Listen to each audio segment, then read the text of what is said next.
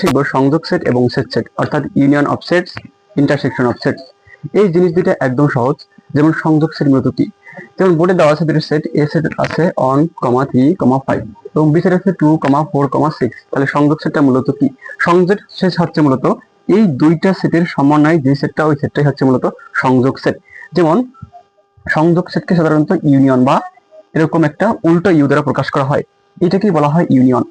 এই চিহ্নটাকে বলা হয় ইউনিয়ন। আচ্ছা, তাহলে সংযোগ সেটটা তাহলে মূলত কি হবে?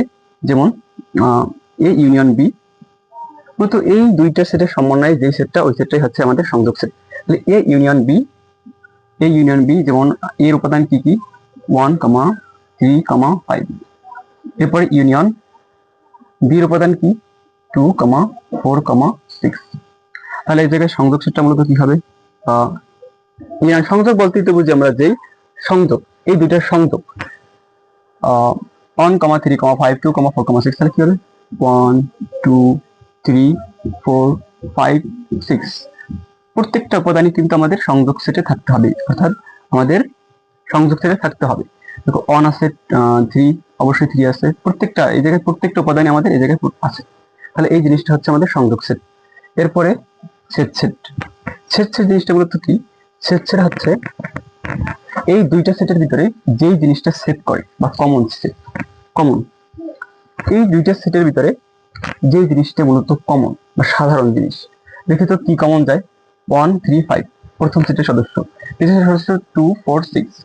অর্থাৎ এখানে কোনো কিছুই যেহেতু কমন নাই, তবে সংযোগ সেটটা কি হবে, অর্থাৎ সেট সেটটা কি হবে? তাহলে সেট সেটকে সাধারণত এরকম ক্যাপে অথবা ইন্টারসেকশন প্রকাশ করা হয়, ইন্টারসেকশন এরকম ভাবে প্রকাশ করা হয়।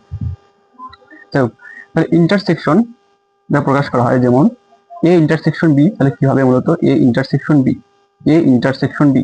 ইন্টারসেকশন মানে হচ্ছে কমন পার্টটা। তাহলে এই দুইটা সেটের ভিতরে কমন জিনিস কোনটা আছে? যেহেতু কোনোটাই নেই, কারণ 1, 3, 5 এই জায়গায় 2, 4, 6, যেহেতু এই দুইটা সেটের ভিতরে কোনো কিছুই কমন নাই বা কোনো কিছুই কমন বা সাধারণ কোনো উপাদান নেই, তাহলে এখানে কি হবে? এখানে অবশ্যই ফাঁকা সেট, কারণ যেহেতু কোনো কমন জিনিস নাই, তাহলে অবশ্যই ফাঁকা সেট। আচ্ছা, আমরা ফাঁকা সেট কি অনেক সময় মিস্টেক করে ফেলি, যেমন অনেকে ফাঁকা সেটকে লিখে এরকম ব্র্যাকেট দিয়ে, সেকেন্ড ব্র্যাকেট বন্ধনী দিয়ে, এরপর আবার এর ভিতরে এরকম একটা চিহ্ন দিয়ে দিই, কিন্তু এটা মূলত ফাঁকা সেট হয় নাই, কারণ এর ভিতরে একটা সদস্য রয়ে গেছে। তাই মূলত অবশ্যই আমরা ফাঁকা সেটকে হয়তো এরকম লিখবো, আর না হয়তো আমরা শুধু সেকেন্ড বন্ধনী দিয়ে ফাঁকা সেটকে নির্দেশ করবো, কিন্তু কখনোই আমরা এরকম দিব না। প্রায় 90% শিক্ষার্থী এরকম ভুল করে থাকে। তাহলে অবশ্যই আমরা এই মিস্টেকগুলো করবো না। আশা করি ইউনিয়ন এবং ইন্টারসেকশন এই জিনিস দিয়ে আমরা বুঝতে পেরেছি।